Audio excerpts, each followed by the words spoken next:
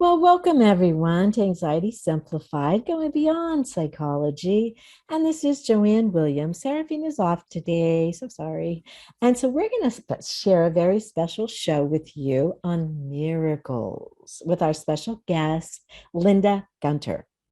But Linda has a really great story, incredible story she's going to share. And she's currently the CEO of Love Him, Love Them. This organization exists to change lives and hearts in Haiti. So Linda's has a book. She has several books. She may tell us about all of them, but has a book called Choir of Angels that shares about the miracles she witnessed during her North American tour with the Love Him, Love Them Haitian Orphans Choir. And this book is filled of amazing stories of God's faithfulness. And we're going to share more about these miracles with you today. So, hello, Linda. Hi there. Nice So to excited have to be you. with you today. I'm glad you're here. So, I want to hear more about the book or whatever you want to share about yourself first. I don't care. Where would you like to start? Yeah, well, miracles are one of my very favorite things to talk about. I always say that I think that the latest miracle in your life, when you ask people, did you ever have a miracle in your life? And Yeah. people usually point back to something that happened 30 years ago. And my philosophy is your last miracle should be within the last 30 minutes, not 30 I years ago, agree. right? So I think that and I didn't always feel that way. This happened to me when I actually saw, smelled, tasted, and actually experienced the miracles, which happened during 2016, 17, and 18. And to be very honest with you, in the beginning, some of the ways that these miracles came, the format they came in, did not please me very much. And so I wasn't very open to it. So, Choir of Interesting. Angels, What go do you ahead. mean by that? What do you mean by that? That Well, was not very pleasant. because sometimes for something good to happen, something good comes out of Yes, something bad, right? We have a jewelry line absolutely. right now called Beauty from Ashes, right? So sometimes you don't get to Mm, see. I mean, let's face it. What are miracles? People being healed from cancer, right? Who wants cancer? So, but to have the miracle of being healed from cancer, you have to have had cancer. Who wants to be raised from the dead? What do you have to be? Dead, right? half So dead, that's not a anyways. real good thing. Yeah, so when you're experiencing the thing from which you need the miracle to happen, without faith that miracle is going to happen sometimes, and I think that's what happens. I think that's where anxiety comes from, right? Anxiety comes from being in the hot mess that you need the miracle from. And Oh, I so love when it. we were in a lot of those hot messes, my faith was not at the level that it needed to be, and so I wasn't real happy about a lot of the hot messes we were in. That's what I'm trying to say. But was this the journey, though, that taught you about getting to seeing more miracles in this hot mess? Oh, absolutely. Because previously I didn't look to them. I did not even see the miracles, right?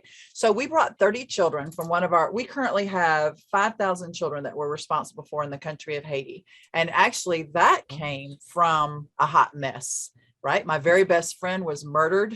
Her husband took an AK-47 and killed her in 2004, turned around and picked up a knife and killed her mom. And she had 5 children. And those 5 children in 5 minutes lost their mom, their dad, and their grandmother, right? So that's a mess. That's a real hot mess. Yes. But that also, and nobody wanted those kids. And so basically, after one phone call, I don't know if you've ever had a phone call that's changed your life, but her father called me one day and basically said, Linda, I've reached out. These children were Haitian. My friend was Haitian. I didn't really realize that she was Haitian. I knew she was from a different country. But basically, her dad called me one day and said, now he had just lost his wife and daughter in this double murder, right?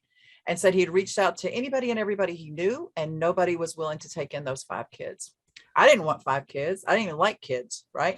And I was like, what in the world am I going to do with 5 Haitian kids? That's my question. And Were yet, they in God, Haiti no, too? this Did was they here in America. These they were children, here at that's a whole least? nother story too. That's in another book, Peanut Butter Crackers and Flip Flops. But these 5 were now here in America. 2 of whom were born in Haiti, and the other 3 who were Haitian by birth, Haitian Americans. So, anyways, very, very long story short, those 5 children became a part of my family overnight. So on the 17th day of the 7th month, which if you look through the Bible, there are miracles that continuously happen on the 17th day of the seventh month. The family in my home went to the size of 7 with these children ages 7 to 17. And the miracles that have happened since then, the only reason we went to Haiti, to be very honest with you, was I didn't think those children were very grateful to me. And so I wanted to take them back to the country that they could have ended up in so that their little happy selves would say, oh, Mommy Linda, you're the most amazing person in the world. And instead, when I got to the country of Haiti, which is the poorest country in the Western Hemisphere, my world was rocked. I saw things I'd never seen. I smelled things I'd never smelled. And that very fast forward, this whole story is in the process of being turned into a movie, but very fast forward, the children, if you're viewing this interview, you'll see the children behind me. Those 30 children are children that I met in an orphanage in Haiti. And this was the year, Joanne, after the devastating earthquake in Haiti in 2010. Yes. So in 2011, I met them, they sang for me on Christmas Day. Literally, I was completely confused how children who had nothing, no running water, no electricity, no Christmas tree, no ham on the table, no gifts, nothing. What was wrong with them that they had so much joy? Yeah. Where did that come from? Yeah, I literally wanted to go up and say, girl, what is wrong? Do you not know what you don't have? And yet it was me that didn't have it, right? I literally felt like Jesus Christ himself tapped me on the shoulder that day while I was sitting on that urine-stained daybed, listening to children who had nothing sing with a joy I'd never seen in the United States. And literally, I heard the voice, you know what, Linda? This is the joy of the Lord. No matter what your circumstances, no matter what material things you have or don't have, there is the ability to have joy. And Linda, you ain't got it. So I left that orphanage that day a completely different woman. And I vowed that day that I was going to figure out a way to get those 30 children to come to the United States, because I knew people in the United States that had everything that they needed. Most of them had everything they wanted, but they weren't happy. There was no joy. They were full of anxiety, full of depression, full of worry. And yet these 30 children had the key. They had the answer to that. It didn't matter what their circumstances were. And so when you fast forward, though, we were told by every organization in America that, Linda, I don't know whose money you're spending, which at that time it was my husband's and mine. But if you think the Haitian government and the American government are going to work together to allow you to bring 30 children from an orphanage in Haiti, you need to hang it up. It's never going to happen. And then in 2016, those 30 children stepped on a flight, got here to America. And that in and of itself was a miracle, because I don't know how familiar you are with this, but you don't just hop on a plane. Americans go wherever we want. But when you're in a third world country, you got to have a visa to get on. Prior to what you could do now, right. If you're going to do it the legal way, especially. Yeah, you have to have a visa. And to get a visa, you have to have a passport. To get a passport, you got to have a birth certificate. And yet, Joanne, we didn't even have birthdays. These kids were pulled out from underneath the rubble, the only members of their family of that earthquake. And so, where we started with on this project was ridiculous. And yet miraculously, 2016, they flew here, sang from Fort Lauderdale, Florida, all the way up to the White House. We did it 3 years in a row. And they went back, and literally from those 3 tours, we sang for our dinner, sang for our supper. And instead, people ended up sponsoring children. We now have 6 locations. We just opened a hospital, which is a miracle, in the middle of a global pandemic in the country of Haiti. And 22 of those 30 children had the opportunity to stay here in the United States of America as students, and are now with host families up and down the East Coast. Miraculous. Wow. And so where does this ability, I'll call it, to bring this about, and we could call these miracles, but where was the ability to bring these children over here without birth certificates, without whatever visas? What was that like? Okay, so I tried for myself for several years, right? And like I told you, I reached out to many other organizations. And finally, I don't know if you're familiar with the Bible, but there is a verse in the Bible called, it's James 1:27. And it says, real religion that God himself considers pure and faultless is this, which most people fill in the blank and they think it's, oh, to pray, oh, to go to church. Oh, real religion that God considers pure and faultless is to care for the widows and the orphans. Children. And one day it clicked with me and I thought, they're orphans. So the next time I went back to Haiti, I was like, I can't do this. You can do this. You're the one that has the ear of God. I said, I want you. I switched my whole thing. I want you to pray. I want you to ask God. And literally, as the moment that we made that decision, things started to fall into place. It was unbelievable. Now, the entire tour was complete spiritual warfare. And again, biblically, it tells us in Ephesians 6, our battle is not against flesh and blood, but our battle is against the spiritual forces. And Joanne, I was introduced to some spiritual forces that even though the Bible is full of stories, all the way through the New Testament, it tells us about all of these things, about casting out demons, about healing the sick, about raising the dead.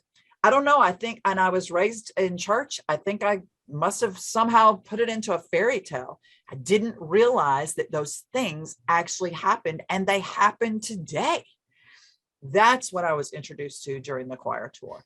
That's so when what did that look like? Well, the very first spiritual demonic manifestation that I was introduced to was I was the bus driver. We thought we would have volunteers for everything. I ended up having to get my CDL as the bus driver. I was also the speaker. I was the one that told the story. And so on one of our very first outings, there was a young lady in the middle of the bus aisle that was literally flipping around. If you didn't know any better, which I didn't, I thought it was a grand mal seizure. And so I literally pulled over into a CVS parking lot, ran in. And while I was running in to find a nurse, to find some help, to find a hospital, to find something, to get 911, 5 of the older boys, which you can see in the picture behind me, who were musicians, they pulled me aside while we were running in and said, Mommy Linda, you don't understand this, but this is not a medical problem. This is a spiritual problem. I don't think you understand what's happening. And I was like, I thought they were aliens. I was like, I don't care what you're talking about. I'm going to get some medical help and I'm going now. So I went inside, got the pharmacist that was there, grabbed a stethoscope or whatever it is that you use to check their breathing. And she came running out. And while we were running out, she jumps on the bus, and the leaders that we had brought from the country of Haiti, not one of them was on the floor trying to help. They were literally sitting there just like this praying. Or I didn't know what they were doing. I thought they were crazy. And this lady gets on the bus and she goes to check the vitals of this girl. And about that time, the girl stands up. Nothing wrong, act like nothing ever happened. And the lady goes, I think she's faking it. Everything's fine. There's nothing medically wrong with her. And Joanne, I heard that for the next 3 months. One after another of one of these children would go into these outrages. What I learned later were demonic manifestations. And every time we would have neurologists involved, we would have doctors involved, and every single time I would get the same answer. There's nothing medically wrong. And so these children knew about this. So what did they do when they prayed? What happened that was that part of what was helpful on the bus? Well, that is the only way. There's literally, the Bible tells us, again, I hate to keep referring to the Bible, but that was I reached out to everybody else I knew how to reach out to, Joanne. I tried everything I knew how to try, watched YouTube video. I did everything. And finally, I was forced myself, instead of reaching out to find other help, I was forced myself to figure it out. And the Bible tells us in Mark 16:17, for those of us who believe, we can cast out demons, heal the sick, and raise the dead. And I had to figure out what does that mean to believe? What does it mean? There are other verses in James that tells us, for those of you who are sick, call on the leaders of the church, and they will anoint you with oil, and they will pray for you. And not only will you be healed, but your sins will also be forgiven. And since that time, I have now walked through this process. And I mean, just the other day, we were on our way to the Mexican restaurant here in Gumlog, Georgia, which, I mean, we're in the middle of nowhere. And a motorcycle pulled out in front of us and wrecked on the highway. My husband's a first responder. We got out of the car. We went to stop directing traffic. The man was dead in the road. And Joanne, I prayed for maybe 45 seconds, probably a little bit longer than that. I think they said he was gone for approximately 3 minutes. And he got up. He got up. I have stories after story after story of that. People with fourth stage pancreatic cancer that we've literally just gone. And it's not anything long. It doesn't have anything to do with me. What it has to do with is what I believe and where is my faith. And we've continued to see these unbelievable miracles happen. That a little girl last week at a place where I spoke, a little 7-year-old girl who hasn't spoken in years. And her mother ended up, there was such a long line for us. We were autographing the books. And finally, I said, look, here's my number. Call me. You can just bring her to the house. She brought her to the house last Sunday. And we sat there and prayed with her because of this. There were several other things wrong, but the one thing her mom was concerned about was her not speaking. And literally, the next day, she took her to an event and said that the teachers came up to her afterwards and said, "What is wrong with your daughter? She won't shut up." We couldn't get her to be quiet it was a vacation Bible school class. We can't get her to be quiet. I mean, I could talk to you for the next 3 days. We actually have a show called Miracles with Mommy Linda of a way to just share in like 5-minute segments all of the miracles that continue to occur. Where's your show? What is it? It's on Christian Mix 106. We of course have the YouTube, the love, everything we do is love him, love them. The YouTube channel also has all of those on there. We're on his radio, several different places. Wonderful. You know, I want to go back a little bit to the belief and because a lot of what we talk about on Beyond Psychology is the energetics of that, or the alignment of the energies of that. And that's what I'm hearing you say. That trust and that knowing is in you. That to me is the alignment with spirit or with God or whatever you want to call it, that keeps you in that vibration of being able to do these things. You are aligned because you believe so strongly and you trust your gut. In other words, you trust and know you could do this. Right. And so, but you know, Proverbs 3, 5, and 6 says, trust in the Lord. I can't trust in myself. I don't have any power or ability. Trust in the Lord with all your heart, and in all your ways acknowledge him, and lean not on your own understanding, and he will direct your paths. So I want to be very clear. It has nothing to do with me. It's the fact that the Holy Spirit, it's the power of the Holy Spirit inside of me. It's his spirit. That's right. The and spirit. So that's the alignment. Right. It's the Holy Spirit, because we also have the ability to quench that. Right. So we do with our mind. Absolutely. We absolutely do that with our mind. When we don't believe, when we doubt, when we, poo-poo this kind of stuff. But I do want to go back to this. You have to be able to trust yourself on some level to get to that place of spirit. And that's what I mean. I would probably say it's exactly the opposite, because the fact that I couldn't trust myself. I had tried everything within my own power that I could possibly come up with. And so I finally had to get to a point where I surrendered. And I just said, you know what?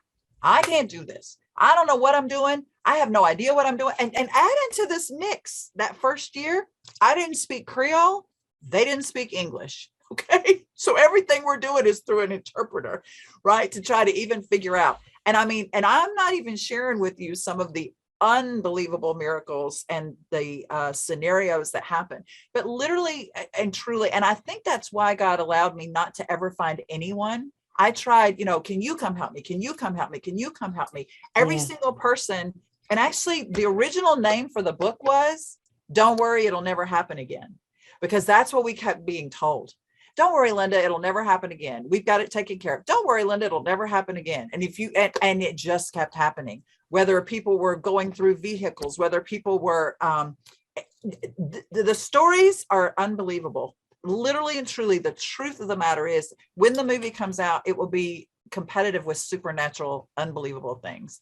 So Wonderful. I think I you're but I right. think I think that helps us to believe, when Right. we see it like that on Yes. TV. But I guess I want you to also acknowledge you had to do something to believe this.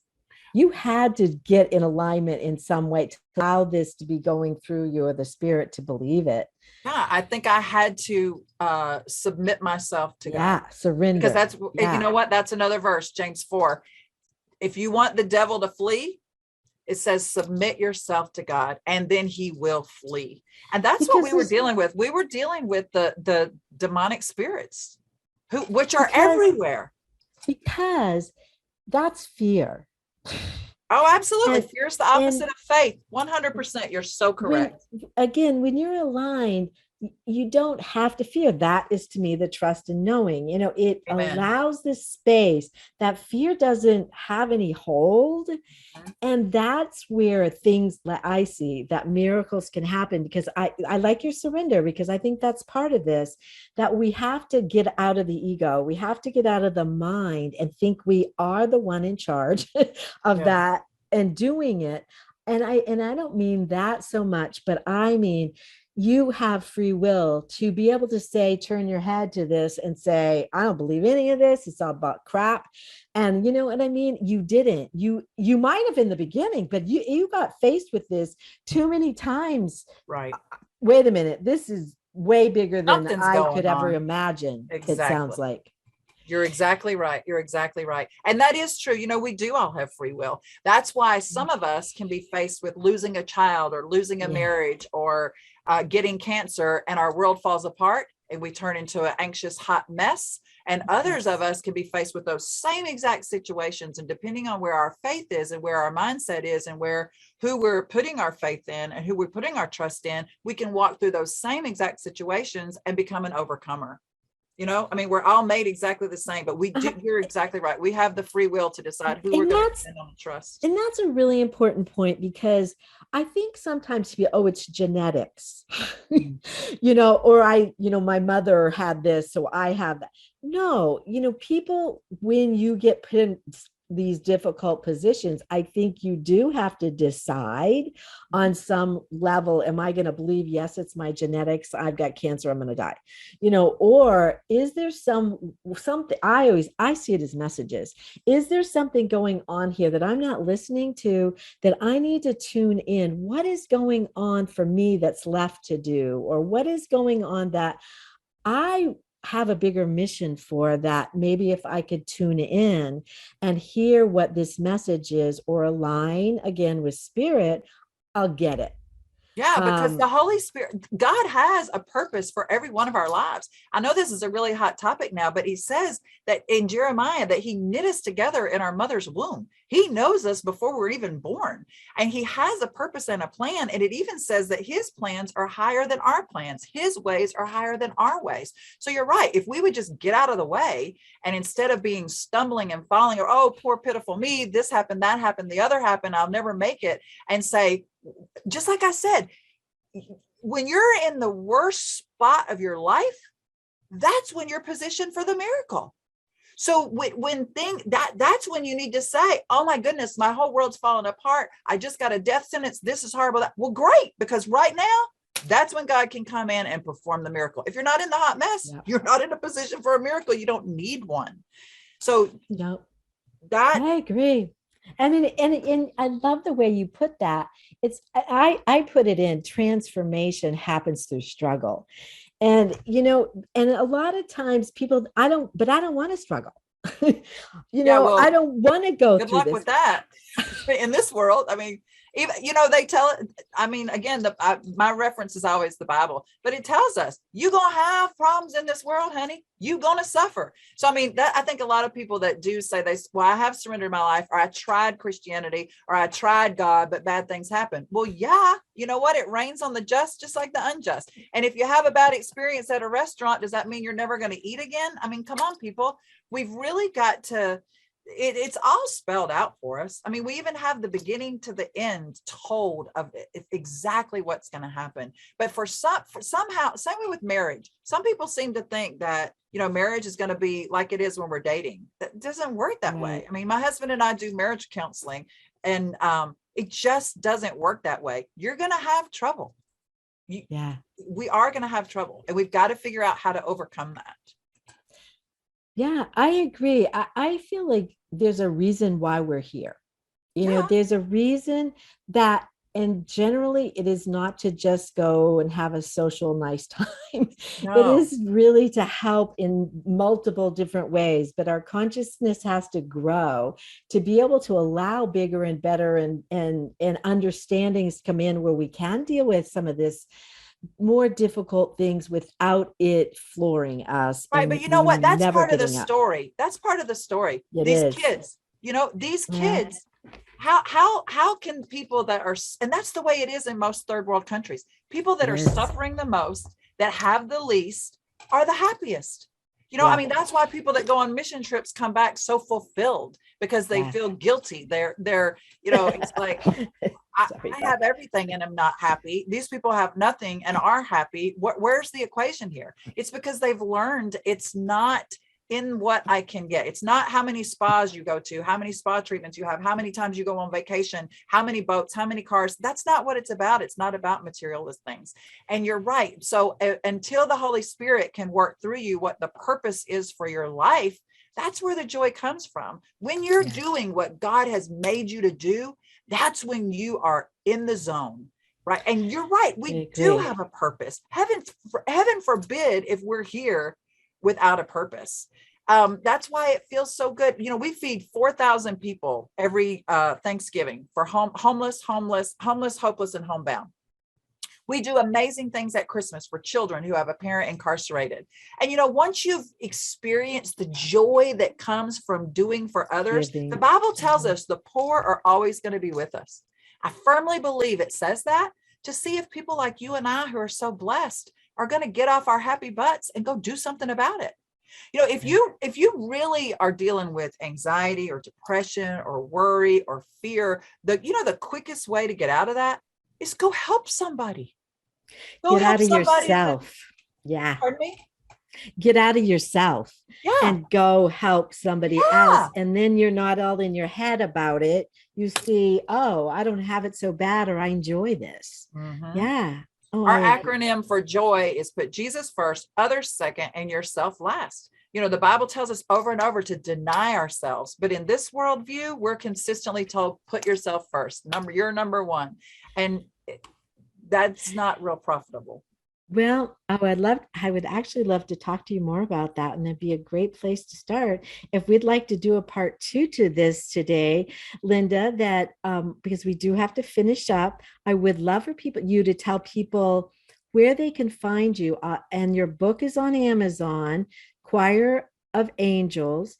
Tell us the website where they can find you, and we'll continue this in part 2. Sounds good. So love him, love them. lovehimlovethem.org.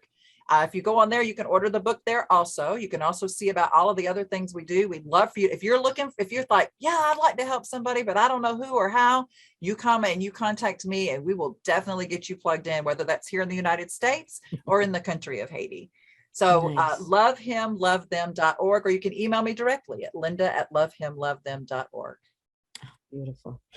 All right. So everyone, thank you for being with us today. And this is Joanne Williams with Anxiety Simplified, now going beyond psychology. And please listen to us on Power Me Up station on iHeartRadio and all the podcast platforms. So really here we are all looking to find the miracles in your life. So please look and continue to listen to us next time in part 2. Bye for now.